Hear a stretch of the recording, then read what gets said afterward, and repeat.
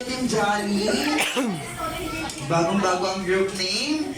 Ayan, so sa next group dito sa kabilang side. Ayun, sige po sa gitna. Alright, so... diba? Sabay-sabay natin. Ipakita kung sino tayo. Okay, sabay-sabay. Team Marites! 2, Team Marites! go! Team Marites!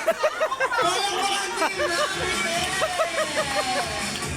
Okay, so dahil yan Team Jolly, bila kayo dito po. Ayan, find your height, please. At sa Team Marites dito sa kabilang side.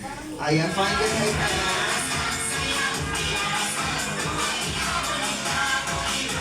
Okay, so this time, para sa ating next game, ito po ay yung tinatawag na Jollibee Jolly Tamkas. So makikinig po tayo kay Ate Elise and i-demonstrate ni Kuya Benga. Ayan, go Ate Elise! Alright, para sa ating Jolly Adults, as you can see, meron po tayo ditong cups na naka-form into pyramid. So, ang kailangan nyo lamang pong gawin ay mag-disassemble or disassemble. But ang ating second game ay may twist.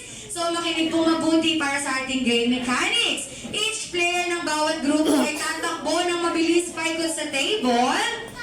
Then, spell the word wow gamit ang inyong mga puwet.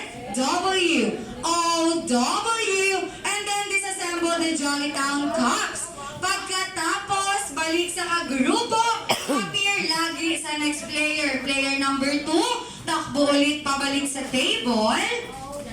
Spell the word wow, W, O, W, and then assemble the cups into pyramid ulit.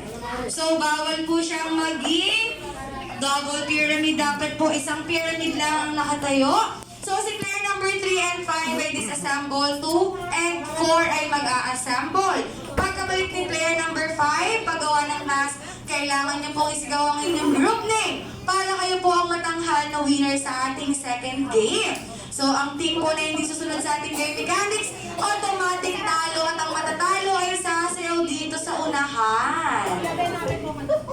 So, this time, ayan, for game mechanics, takbo lamang po paikot sa table. Spell muna ng word na wow bago tayo mag-assemble or mag-disassemble ng cups. And also, don't forget to tap the next player po dahil ito ang kanilang go signal na maaari na silang tumakbo. And kung ready na ang ating mga Jolly Adults, isang malakas na yes, are you ready?